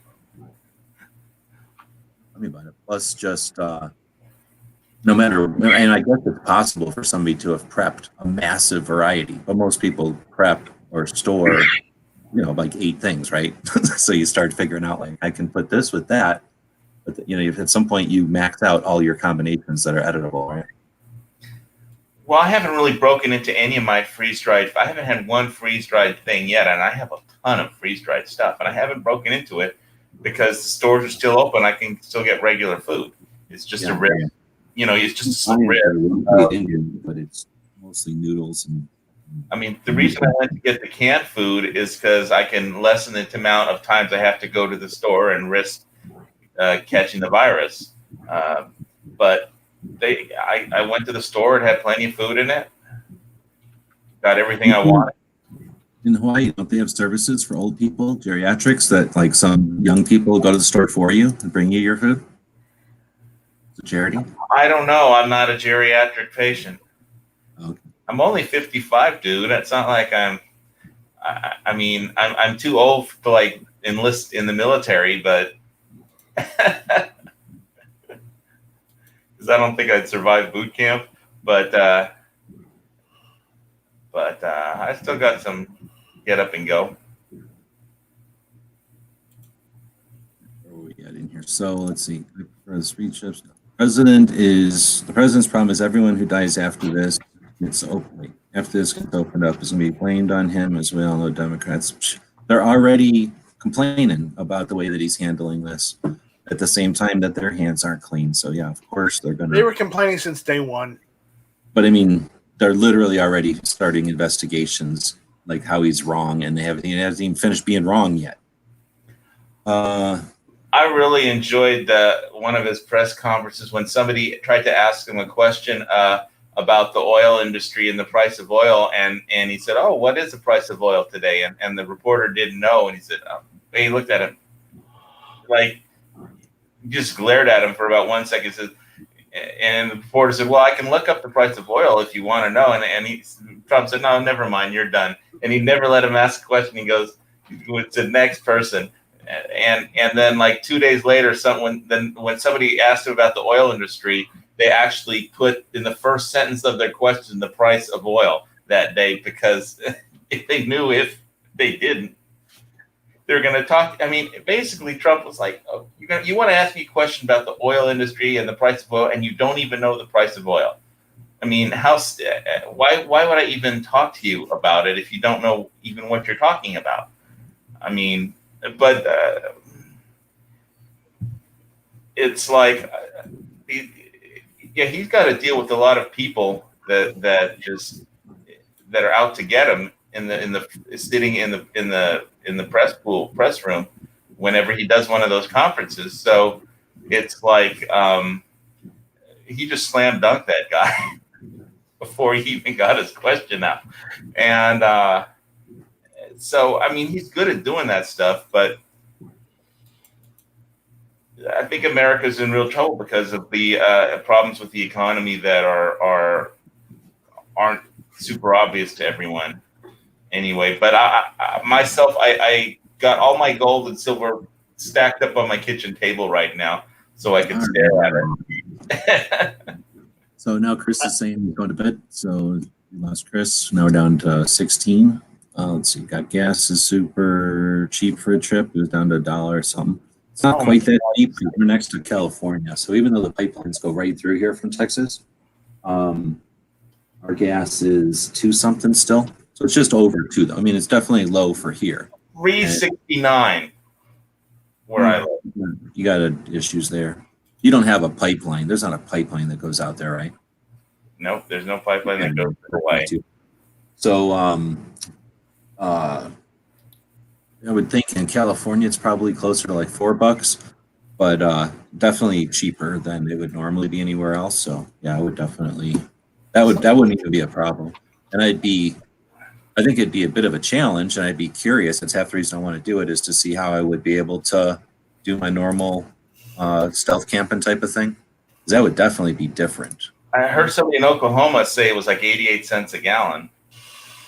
Yeah, Oklahoma, if it's like 2 something here, it'll be $1 something in Oklahoma. So of all the places I've ever been, Oklahoma is one of the cheapest gases in the country. And I don't know why, because it doesn't come from there. It just, I don't know. You'd think it'd be cheaper in Texas, but it was cheaper in Oklahoma than Texas. Yeah, the low prices. Here's the problem with, I think, President Trump, and when he talks about the oil industry, is that it's like he said, well, Russia and Saudi Arabia made this really great deal, but it doesn't matter what deal they make to cut production, because the world is there's a glut of oil everywhere. There's so much oil that they want they'll pay them to leave it in the ground right now. There's no place to put any more oil. The ships are all full. There's ships floating out in the ocean full of oil, and they don't even want to deliver it anywhere because everybody's all the storage tanks are full up. And so it doesn't matter what agreement the Russians and the Saudis come to at all. And he can say something to try and get the price of oil back up, but it's the whole industry is just, the oil industry is just in big trouble. And I mean, it's great that America is energy independent and the leading oil producer in the world, but there's no money in it. I mean, the economy isn't just going to start back up. The economy is dead. Nobody's doing anything. Nobody's using oil. Nobody's driving anywhere. Nobody's going out. There's no demand. And there's this thing called supply and demand. And eventually, supply and demand will eventually have an impact. It's not just the Russians and the Saudis and everything. And the whole thing is just going to collapse. And it won't be pretty. Acting like you know something, like there's some absolute. And if you want to, then just pick a time when you're actually correct about that, because you've said that more than once over the years, and that has not happened. It could. If you just say could, then nobody could doubt you. You could say it all you want, but when you say it will, it's inevitable. Obviously, you're going to get people that are going to disagree with you. So you're choosing words. What I'm saying is supply and demand is inevitable. There's a law of supply and demand, and that is an inevitable reality that the president is ignoring or isn't paying attention to. So let's see.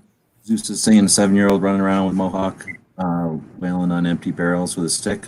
It's always a good idea. I like that. Remember 99-cent gas. Walk in the gas station with $20 and leave with half a tank and 3 packs of smokes. Yeah. I don't remember. I mentioned I lived through those days, but I don't remember anymore.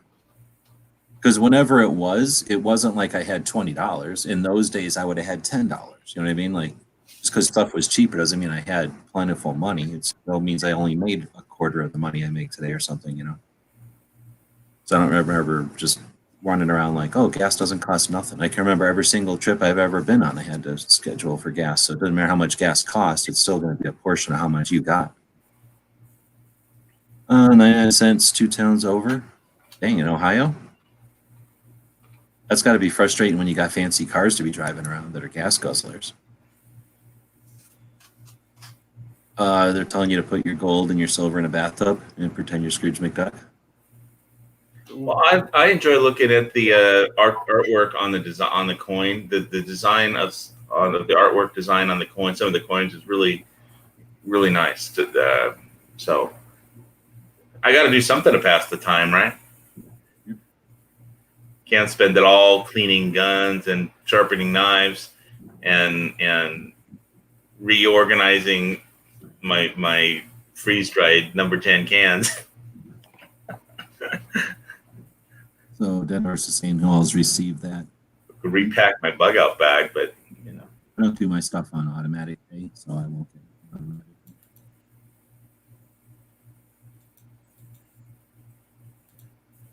pay. Pants did, it looks like, though. Good for pants.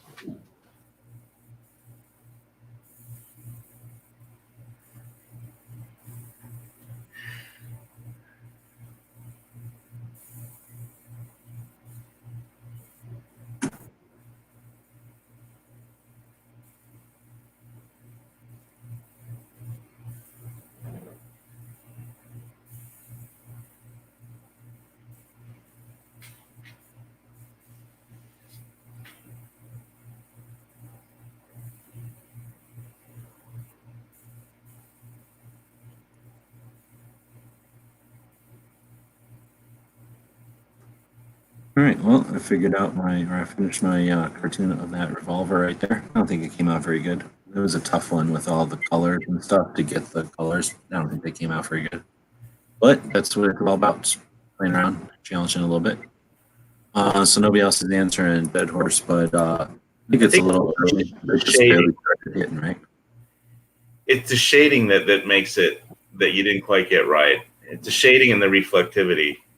Yeah, I don't try to get to that level, but yeah, if you add some extra depth or whatever, add more, what do you call, like facets or whatever, and start giving them more, that starts to look more and more realistic. But I guess I also look at it where I only put so much time into each one of these, and then if I look at them as a mix, like if I'm going to put these together with another picture or something, or use them for something, in order so that there's some consistency, I try not to get too crazy with detail on one and then leave one real simple. So I try to keep them all like in the same range of like, you know, enough detail to tell what it is, but not necessarily what model it is or something like that, you know. So I hear you. I don't try to go for ultra realism or anything. Just whatever takes about an hour usually. You're the artist. You do it any way you want. I'm trying to think about how I can use it so it's not just total waste of time, how I might be able to use it in the future. And then that way they don't, you know, when I put two of them together, they don't look alien or different than each other. All right, so we'll save that and we'll pretty much wrap it up. I don't know if you guys got anything you want to plug before we head out of here. We're right around 2 hours, 2A. Good. I'm good.